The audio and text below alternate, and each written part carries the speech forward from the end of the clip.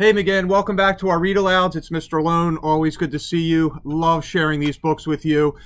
So today I picked out a book from a series. This particular one is titled Cece Loves Science.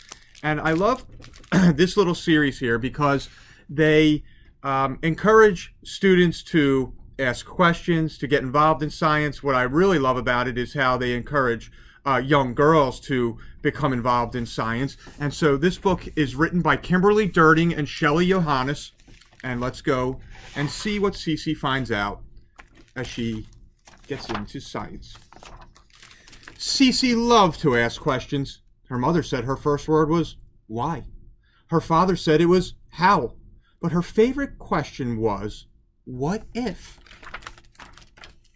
You would make a great scientist, Cece, said her teacher, Ms. Curie, because science is all about asking questions. All right, I'm going to stop for a minute.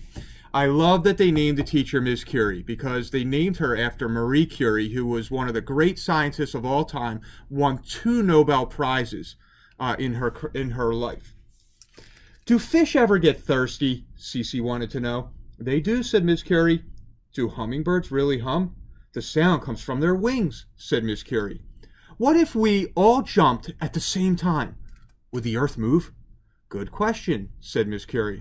I think we should investigate. Miss Curie told Cece and her friends about famous scientists from history, such as Caroline Herschel, Thomas Edison, George Washington Carver, and Jane Goodall. She also introduced them to many different sciences. Geology is the study of the earth. Biology is the study of living things. Entomology is the study of insects. One day, Miss Curie told everyone to pair up. For our next project, I'd like you to pick a science you are curious about and come up with a question to investigate, she said. Cece and her best friend Isaac were a team. They both loved zoology, which is the study of animals. Now they just needed to think of an interesting question. First, they brainstormed a bunch of ideas. Science is all about possibilities. Is a bear ticklish? Cece asked. Do we really want to find that out? Asked Isaac. Do pigs know when they are smelly? Cece asked. Only a pig can answer that, Isaac said. Keep thinking, said Miss Curie. A scientist thinks outside the box and never ever gives up. That night at dinner, Cece was explaining the project to her parents when her dog Einstein jumped up and started eating the food right off her plate. Einstein, down, said Cece's mother. Cece giggled. Her plate was licked clean, except for the broccoli. Look what Einstein did, she said. I guess neither of you likes your veggies, her dad said, laughing. This observation gave Cece a great idea. Einstein could be their science project. Cece called Isaac. I've got it. Let's find out if dogs eat vegetables. Cool, said Isaac. Cece couldn't wait to get started. The next day after school, Cece and Isaac headed straight to Cece's lab to work on their project. Ms. Curie's science project worksheet.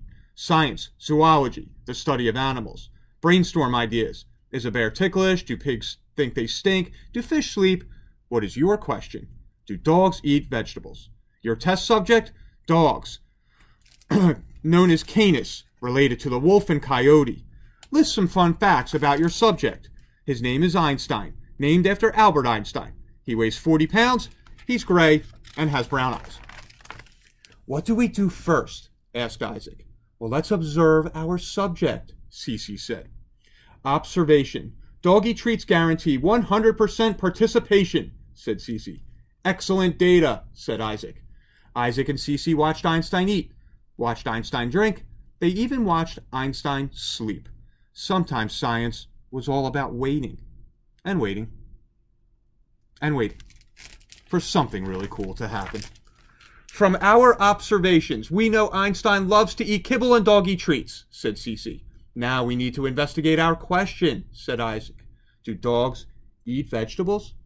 I already know Einstein doesn't like broccoli, said Cece. I don't either. Let's test some different veggies, said Isaac. It's experiment time, said Cece. Finally. Cece and Isaac tried carrots, beans, and cucumbers. Isaac turned up his nose at each one. What if we disguise the vegetables with bacon and ketchup? Isaac asked.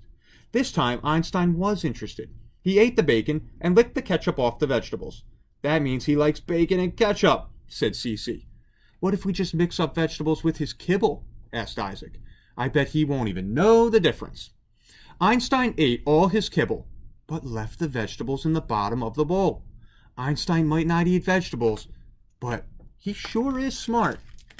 Cece gave Einstein a treat and rubbed his ears. Good boy, she said. She looked at Isaac and shrugged. Now what? We're supposed to interpret our data, said Isaac.